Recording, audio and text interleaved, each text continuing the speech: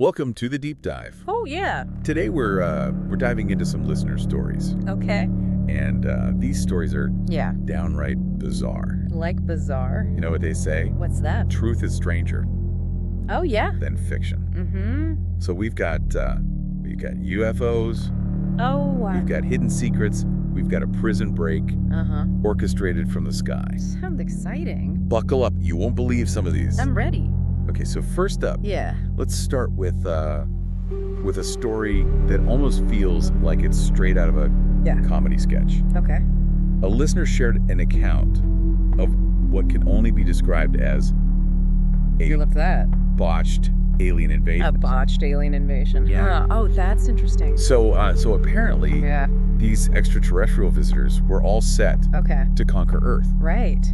but they completely overlooked one tiny detail: Like what?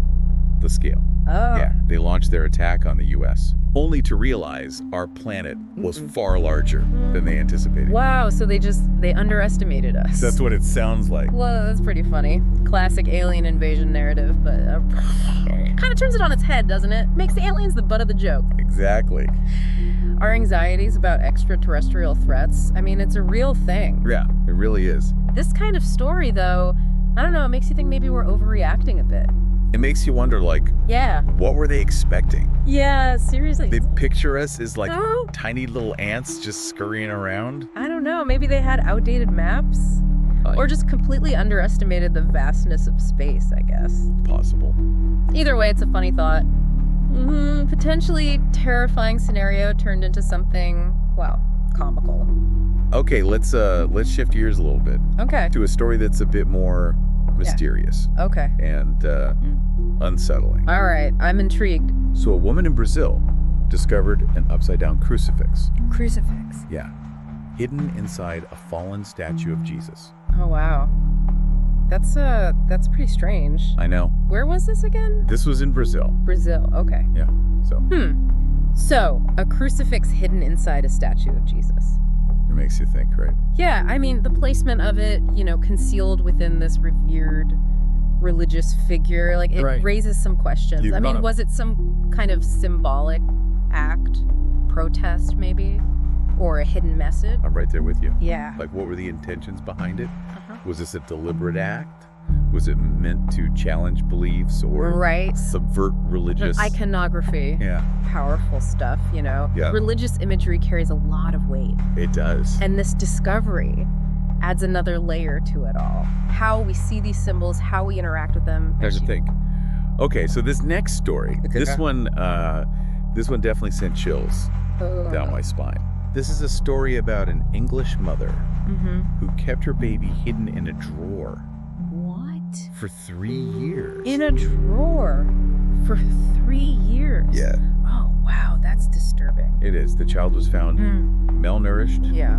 and severely underdeveloped. Spending most of their life confined like that. I can't even imagine. Yeah. No sunlight, Right. fresh air, human interaction. It's heartbreaking. Would definitely hinder their development, Yeah. Physical, emotional, makes you wonder about the long-term consequences Yeah. for the child's health. It does. What I find particularly puzzling Yeah, is the mother's motivation. right. Like, what could possibly drive someone to such an extreme act? It's tough to say, really, without knowing all the detail. I mean, the specifics of the case, but it definitely highlights how complex human behavior can be, It does. especially the parent-child dynamic. Right. Could be underlying psychological factors at play. Maybe a desperate attempt to cope with some overwhelming circumstances. It's a stark reminder that sometimes What's that? reality is far more unsettling than anything we could imagine. It really is. Sometimes truth is stranger than fiction, right? Absolutely. What we were saying. Speaking of unsettling, our next story features Okay. a Las Vegas woman Okay. named Hent Butami. Hent Butami. Yeah. Yeah. And she had a rather unique worldview. Okay. So this woman Yeah. truly believed that her beauty Your beauty. was a get-out-of-jail-free card. What?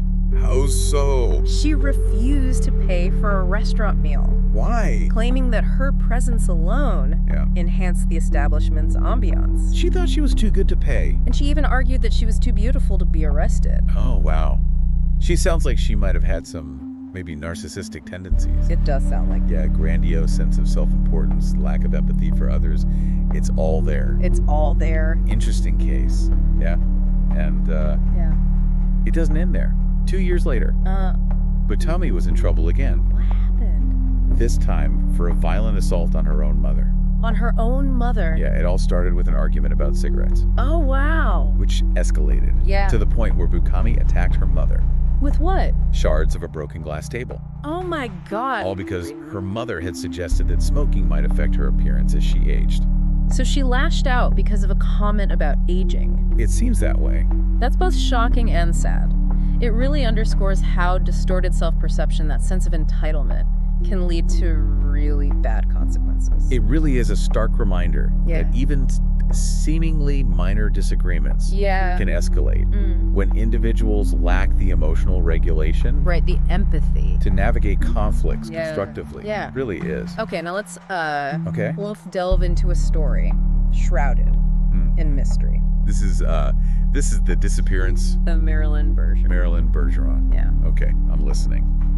This case is particularly intriguing Why is that? because of the unsettling events that happened Okay. right before Marilyn vanished. Okay.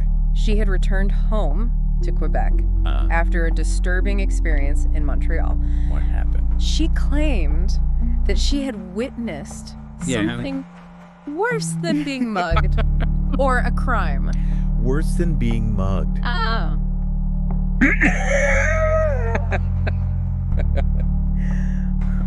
It's like she was carrying a heavy secret, something that terrified her, but she couldn't or wouldn't reveal. Right. And her behavior changed dramatically after that. How so? She became withdrawn, anxious, rarely venturing out of the house. It's like she was living in fear. It's like she was living in a perpetual state of fear. Right.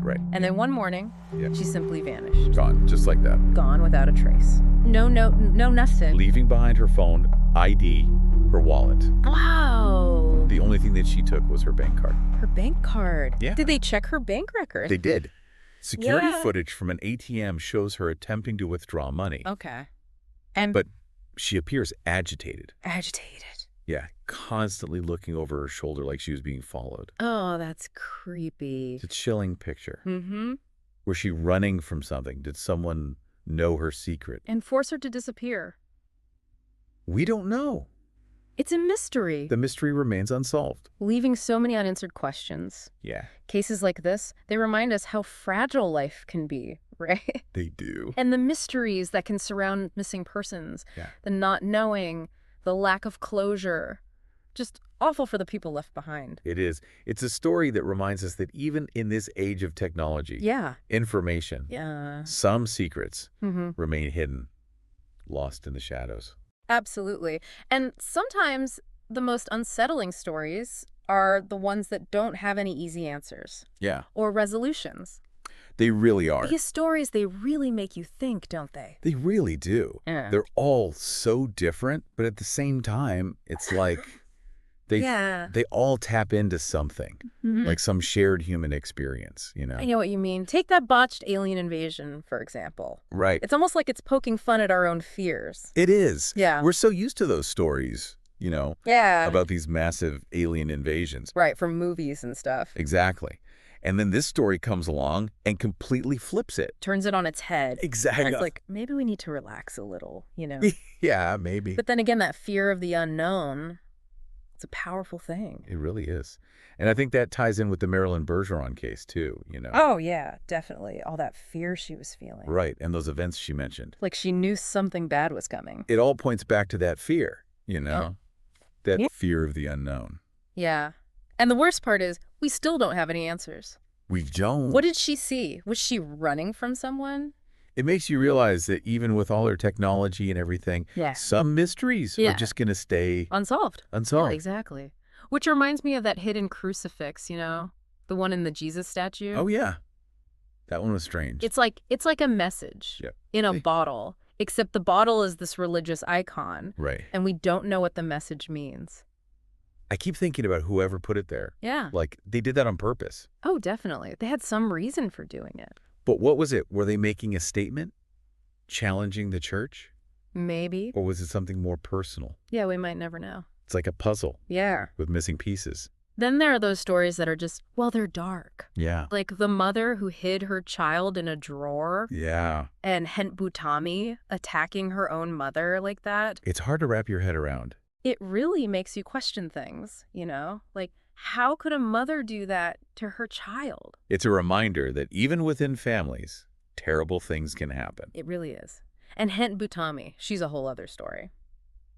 It's scary how distorted someone's view of themselves can become. She really believed that her beauty made her special. Like she was above the rule. Exactly. It just goes to show how some personality traits can really mess things up if they go too far. If they're taken to the extreme. Exactly. It's a good reminder to keep things in check, you know? It is.